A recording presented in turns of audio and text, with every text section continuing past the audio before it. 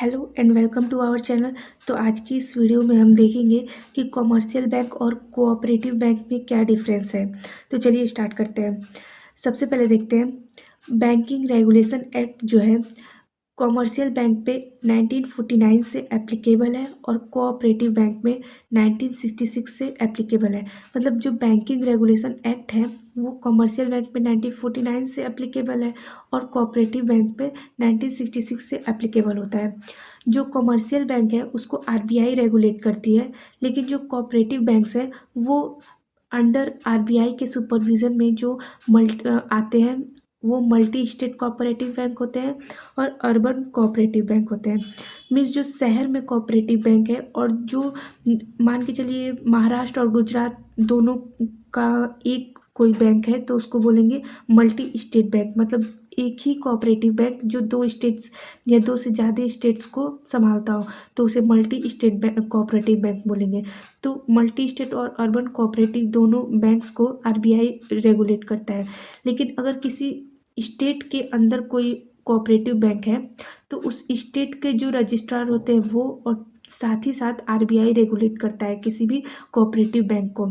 अगर जो है स्टेट में अगर कोई कोऑपरेटिव बैंक है तो उसको आरबीआई और साथ ही साथ उस स्टेट का जो रजिस्ट्रार है कोऑपरेटिव सोसाइटी का वो उसे रेगुलेट करता है। फिर उसके बाद जो है क्या कॉमर्शियल बैंक पे सीआरआर एसएलआर लगते हैं? तो हाँ, जो कॉमर्शियल बैंक है उस पे सीआरआर एसएलआर लगते हैं और कोऑपरेटिव बैंक पे भी लगते हैं। कॉमर्शियल पे भी लगते हैं और कोऑपरेटिव पे भी, लेकिन कोऑपरेटिव पे थोड़ा कम लगेंगे। उसका कुछ डिफरेंस होगा। अगर इस मान के चलिए अगर कॉमर्शियल बैंक को 4% का सीआरआर लगता है तो हो सकता है कि आरबीआई जो कोऑपरेटिव बैंक्स हैं उन्हें कह दे कि आप सिर्फ 3% का ही सीआरआर रखो। तो ऐसे करके वो कुछ डिफरेंस होता है। उसके बाद बासेल नॉर्म्स जो है वो इन पे भी लगते हैं और दोनों दोनों बैंक्स पे बासेल नॉर्म्स जो है लगते हैं। फिर रेपो और एमएसएफ के थ्रू जो बैंक पैसा लेती है आरबीआई से, जो लोन लेती है, तो क्या कॉमर्शियल बैंक बोरो कर सकते हैं? तो हाँ, कॉमर्शियल बैंक आरबीआई से रेपो और एमएसएफ के थ्रू पैसा बोरो कर सकते हैं, मनी बोरो कर सकते हैं। लेकिन जो अर्बन जो ये कोऑपरेटिव बैंक है उसमें कुछ ही सेलेक्टेड जो बैंक होते हैं वही सिर्फ बोरो कर सकते हैं आरबीआई से मनी।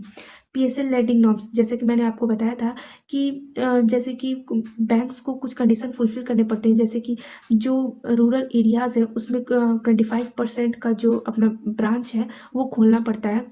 तो उसके बाद ही मतलब बाकी का जो 75% बचता है वो उसको कहीं भी मतलब लोन में घुमा सकते हैं। तो जो कॉमर्शियल बैंक है वो 40 से 75% का जो पीएसएल लैंडिंग नॉर्म्स है उन्हें कंप्लीट करना होता है। और कोऑपरेटिव बैंक में सिर्फ अर्बन कोऑपरेटिव बैंक्स जो है पीएसएल लैंडिंग नॉर्म्स को कंप्लीट करेंगे। पीएसएल लैंडिंग नॉर्म्स का मतलब यही होता है कि कुछ इन पे रेगुलेशन होते हैं कि जो ऐसे सेक्टर को लोन दो, जैसे कोई माइक्रो स्मॉल मतलब इंटरप्राइजेज होते हैं, छोटे छोटे जैसे अगरबत्ती पापड़ वाले जो इंटरप्राइजेज होते हैं वो उनको छोटे छोटे ग्रुप्स को अगर पैसा देना है, लोन देना है, तो वो सारे उन सारे लोगों को जो लोन देते हैं तो उसको पीएसएल लैंडिंग नॉर्म्स में रखते हैं। मतलब जो छोटे छोटे उद्योग वाले इंटरप्राइजेज वाले जो छोटी छोटी कंपनीज हैं उनको पैसा दिया जाता है। और फिर कुछ फार्मर्स को लोन देना हो, वुमेन्स को भी ये आ जाती है, वुमेन्स को भी अगर लोन देना हो कुछ परसेंट जो है वो यहाँ पे फिक्स होता है। मीन्स आरबीआई फिक्स करती है हर बैंक के लिए कि आपको कितना देना है, आपको कितना देना है। और जो कोऑपरेटिव बैंक है वो उसमें सिर्फ अर्बन कोऑपरेटिव बैंक्स है उनके लिए ये कंडीशन फुलफिल करना पड़ता है। कॉमर्शियल बैंक में हर कोई बोरो कर सकता है मनी, लेकिन जो कोऑपरेटिव बैंक है उसमें जो कोऑपरेटिव बैंक्स के मेंबर्स हैं उन्हें फर्स्ट प्रेफरेंस मिलता है पैसा बोरो करने के लिए। फिर वोटिंग पावर कैसे होती है? कॉमर्शियल बैंक में जो है अगर मेरी शेयर होल्डिंग की कॉमर्शियल बैंक में 75% है तो जो मेरा पावर है वोटिंग का वो ज़्यादा होगा।